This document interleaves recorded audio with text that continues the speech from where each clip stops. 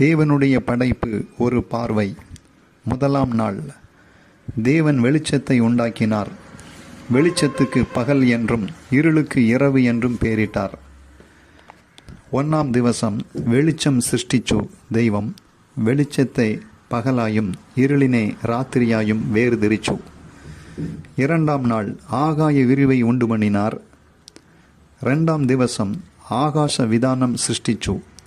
3ஆம் நாள். வானத்தின் கீழுள்ள ஜலத்தை ஓரிடத்தில் சேர கட்டளையிட்டார். வெட்டாந்தரைக்கு பூமி என்றும் சேர்ந்த ஜலத்துக்கு சமுத்திரம் என்றும் பெயரிட்டார். பூமியானது புல்லையும் பூண்டையும் விருட்சங்களையும் முளைப்பிக்கட்டும் என்றார். 3ஆம் திவசம். ஆகாச விதானத்தினு தாளை உண்டாயிருந்த வெள்ளங்கள் ஒருமிச்சு கூட்டி அங்கன உணங்கிய நிலத்தை வேறுதிரிச்சு பூமியும் சமுத்திரவும் சிருஷ்டிச்சு. பூமி சசிய விருட்சாதிகளை முளைப்பிக்கட்ட என்று கல்பிச்சு. 4ஆம் நாள். பகலுக்கும் இரவுக்கும் வேண்டி ஆகாயத்தில் சுடர்களை சிருஷ்டித்தார். பகலை ஆள பெரிய சுடரும் இரவை ஆள சிறிய சுடரும் உண்டாக்கினார். நட்சத்திரங்களையும் உண்டாக்கினார். 4ஆம் திவசம். பகலினும் ராத்திரிக்குமாயி பிரகாச கோலங்கள் சிருஷ்டிச்சு பகலினு வலிப்பம் கூடிய வெளிச்சவும் ராத்திரிக்கு வலிப்பம் குறைஞ்ச வெளிச்சவும் நட்சத்திரங்களும் ஸ்தாபிச்சு. 5ஆம் நாள். சமுத்திரத்திலே ஜீவ ஜந்துக்களையும் வானத்திலே பறக்கும் பறவைகளையும் உண்டாக்கினார். அவைகளை ஆசீர்வதித்து பலுகி பெருகி நிரப்புங்கள் என்று சொன்னார். 5ஆம் திவசம்.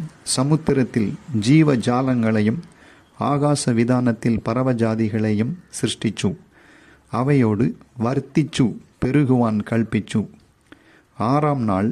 ஊரும் பிராணிகளையும் நாட்டு மிருகங்களையும் காட்டு மிருகங்களையும் மனுஷனால் பழக்குவிக்கக்கூடிய மிருகங்களையும் உண்டாக்கினார். தன்னுடைய சாயலாகவும் ரூபமாகவும் மனுஷனை படைத்தார். அவர்களை ஆணும் பெண்ணுமாக படைத்தார். 6ஆம் திவசம். இள ஜந்துக்கள் காட்டு மிருகங்கள் மனுஷனு மெருக்கி எடுക്കുന്ന மிருகங்கள் എന്നിവയെ സൃഷ്ടിച്ചു. തൻ്റെ സ്വരൂപത്തിലും സാദൃശ്യത്തിലും മനുഷ്യനെ സൃഷ്ടിച്ചു. ஆணும் பெண்ணுமாயி அவரை சிருஷ்டிச்சு. 7ஆம் நாள். தேவன் தன் கிரியைகளை நிறைவேற்றி ஓய்ந்திருந்தார். அவர் அந்நாளில் ஓய்ந்திருந்தபடியால் 7ஆம் நாளை ஆசீர்வதித்து அதை பரிசுத்த ஆக்கினார். 7ஆம் திவசம். தெய்வம் சிருஷ்டி கர்மங்கள் பூர்த்தியாக்கி அனுக்கிரகிச்சு